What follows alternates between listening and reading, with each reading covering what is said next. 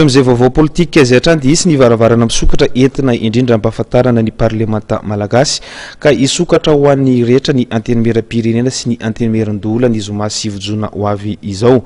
Tombo lehibe amin'ity hetsika ity ny ahafahan'ny olon-tsotra mifampiresaka mivantana amin'ny député sy ny loholona. Isokatra ho an'ny rehetra ny antenimieram-pirenena sy ny antenimieran-doholona ny zoma 7 volana jona ho avy izao. Isy mantsy ny varavarana misokatra ampahafantarana ny parlemanta malagasy. Manohana ao anatin'ny fanatanterahana izany ny PNUD. Ny anakaikaizan'ny parlemanta ny vahoaka ny tanjona amin'ny fikarakarana ny hetsika.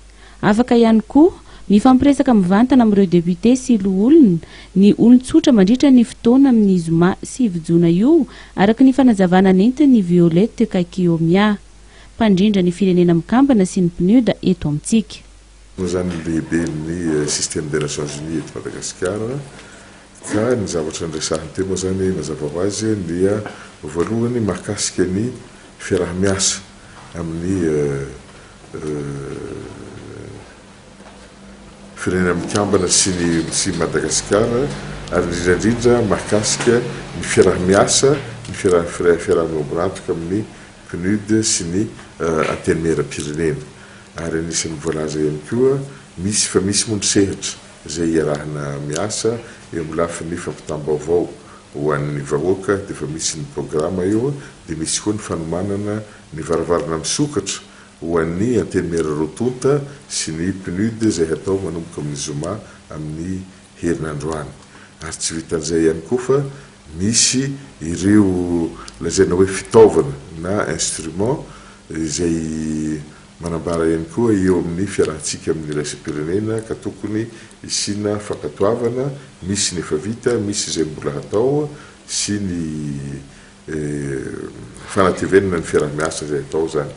Ka anisan'ny lazaiko teo moa zany nandritran'ny lefiona ihany koa ny mahakasika an'izany fiarah-miasa indrindra dia ny mahakasika antsika malagasy izay nivoaka tamin'ny krizy izay lanina ary niteraka rahatra lehibe teto amin'ny firenena ka eo anatrehan'izany dia isaorana ny ezaka izay nataon'jareo nahafahana mahany krizy eo amin'ny lafiny ara-politika fa saingy eo amin'ny lafiny ara-toe-karena kosa dia hita fa misy lesika be dia be izay tokony ho tetenina.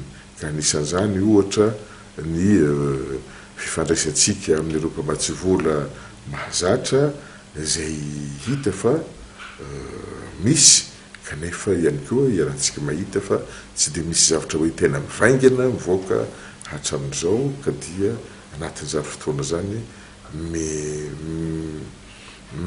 mihanaka zany ny fahasahiranana misy amin'ny vahoaka ka tokony iaraha-mitady zany ny vahaolana indrindra eo amin'ny ireo mpiara-miasa amin'ny sehatra iraisam-pirenena.